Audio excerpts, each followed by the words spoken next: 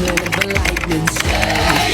Look at me now, I'm falling. Can't even toss this stuttering. This ground I'm on keeps shaking. Oh, oh, oh. Now all I wanna be, all I ever wanna be, yeah, yeah, is somebody to you.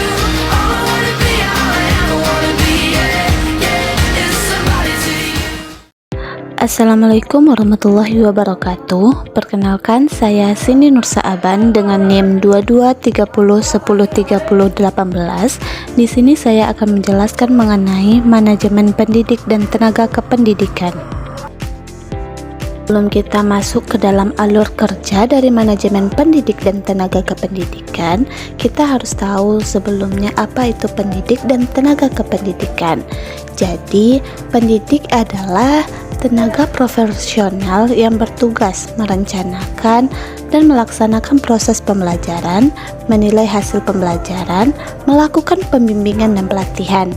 Dalam konteks pendidikan formal, pendidik sering disebut sebagai guru, dosen, tutor, instruktur, atau sebutan lain yang sesuai dengan kekhususannya.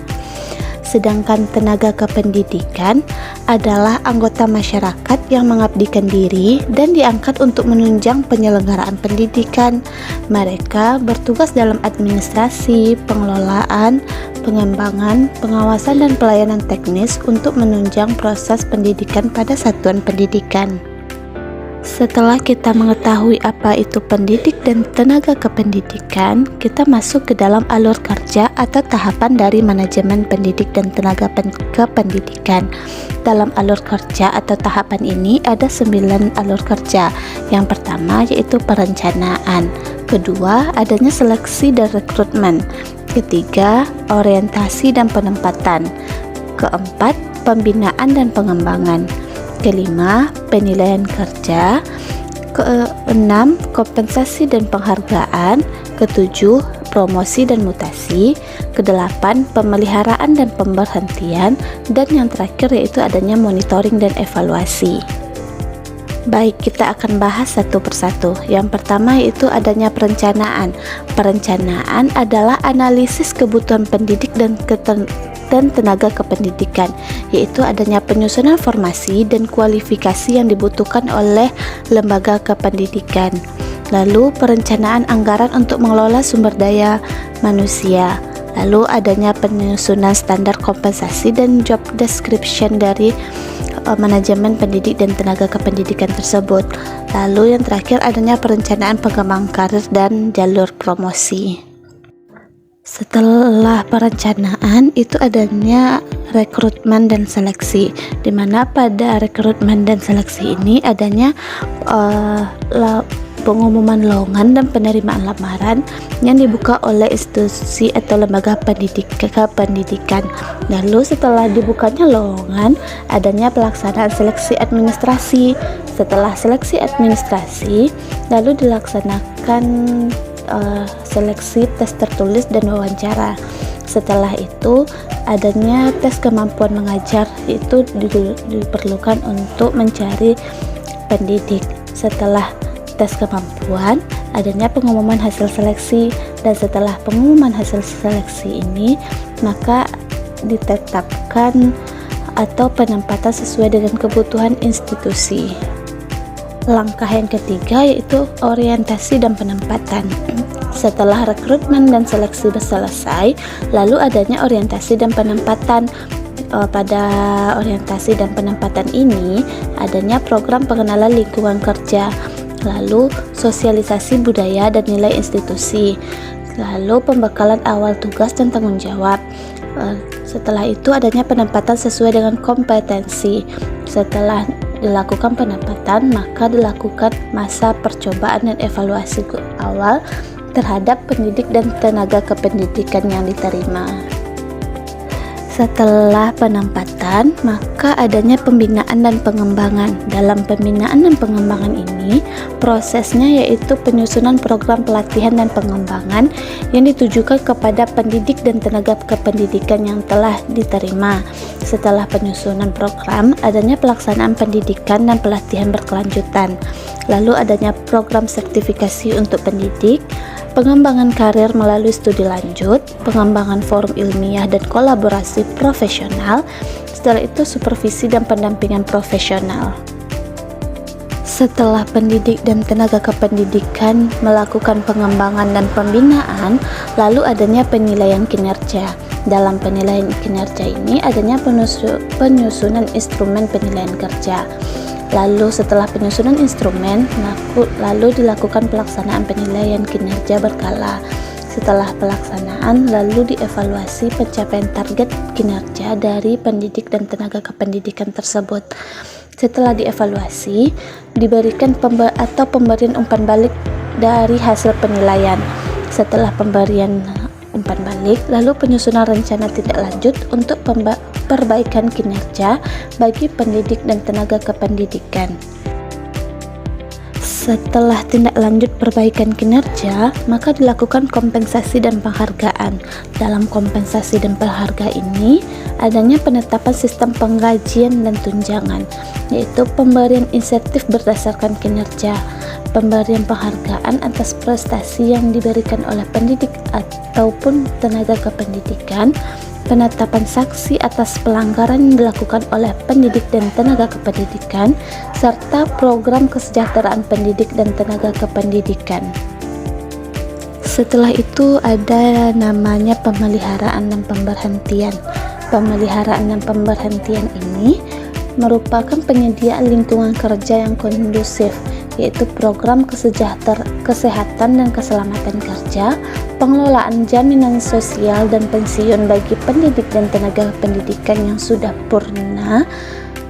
Selanjutnya, proses mutasi dan rotasi, lalu pemberhentian dengan hormat atau tidak dengan hormat terhadap pendidik dan tenaga kependidikan tersebut, lalu persiapan purna tugas atau pensiun bagi pendidik dan tenaga kependidikan. Setelah itu adanya monitoring dan evaluasi. Monitoring dan evaluasi ini adalah pemantauan pelaksanaan tugas secara berkala. Jadi, evaluasi efektivitas program pengembangan untuk pendidik dan tenaga kependidikan. Analisis tingkat produktivitas dan kepuasan kerja dari pendidik dan tenaga kependidikan tersebut. Lalu setelah dianalisis, maka lalu dilakukan penyusunan laporan kinerja pendidik dan tenaga kependidikan. Setelah penyusunan laporan, maka dilakukan perencanaan perbaikan sistem manajemen secara berkelanjutan agar lembaga, institusi maupun pendidik dan tenaga kependidikan itu dapat lebih baik ke depannya. Setelah dilakukan monitoring dan evaluasi, maka ada namanya promosi dan mutasi. Promosi ini adalah perpindahan posisi yang bersifat vertikal ke jabatan yang lebih tinggi dengan tanggung jawab dan wewenang yang lebih besar pula, serta umumnya diikuti dengan peningkatan kompensasi. Adapun bentuk dari promosi ini, yang pertama promosi struktural, yaitu kenaikan dari guru biasa menjadi wakil kepala sekolah atau kepala sekolah. Lalu promosi fungsional, yaitu kenaikan pangkat atau golongan guru. Selanjutnya promosi keilmuan, yaitu pengakuan sebagai guru inti, instruktur atau master teacher kepada pendidik atau guru tersebut. Sedangkan mutasi itu adalah perpindahan posisi yang bersifatnya horizontal dengan tingkat tanggung jawab dan kompensasi yang relatif sama, bertujuan untuk penyegaran, pengembangan dan pemerataan terhadap pendidik. Bentuk mutasi ini misalnya satu, mutasi tempat, yaitu perpindahan dari satu sekolah ke sekolah lainnya. Yang kedua, mutasi bidang tugas, yaitu misalnya perpindahan mata pelajar yang diampu. Yang ketiga yaitu mutasi wilayah, yaitu perpindahan dari satu wilayah ke daerah lainnya, tapi yang sifatnya tetap sama, tidak lebih tinggi dan juga tidak lebih rendah, tetapi tetap sama. Selanjutnya, setelah kita mengetahui alur kerja dari manajemen pendidik dan tenaga kependidikan itu, lalu adanya struktur atau jabatan dalam manajemen pendidik dan tenaga kependidikan. Yang pertama, kita akan membahas mengenai struktur atau jabatan dari pendidik. Struktur atau jabatan dari pendidik ini ada dua. Yang pertama yaitu jabatan struktural. di mana jabatan struktural ini adalah jabatan yang secara tegas ada dalam struktur organisasi. Kedudukan pada jabatan struktural ini bertingkat, yaitu dari tingkat yang terendah hingga tingkat yang tertinggi. Contoh jabatan struktural di bidang pendidikan diantaranya adanya Kepala Dinas Pendidikan, Sekretaris Dinas, Kepala Subbagian Perencanaan, Kepala Subbagian Keuangan, Kepala Subbagian Pelaksanaan dan Kepegawaian, serta lain semacamnya. Sedangkan jabatan fungsional adalah tugas-tugas jabatan fungsional bersifat teknis dalam dunia pendidikan. Terdapat berbagai jabatan fungsional seperti guru, pustakawan, peneliti, administrasi, maupun lainnya. Selanjutnya, struktur atau jabatan dalam manajemen pendidik dan tenaga pendidikan. Yang keduanya itu terbagian tenaga kependidikan. Dalam satuan pendidikan, strukturnya yaitu adanya kepala sekolah, yang kedua wakil kepala sekolah, ketiga kepala tata usaha, keempat bendahara, kelima tenaga administrasi, keenam laboran, dan ketujuh adanya pustakawan. Sedangkan itu dalam satuan pendidikan. Sedangkan dalam dinas pendidikan yaitu adanya kepala dinas pendidikan, sekretaris dinas, kepala bidang, kepala seksi, kelompok jabatan fungsional seperti guru, dosen, konselor, dan tenaga kependidikan lainnya.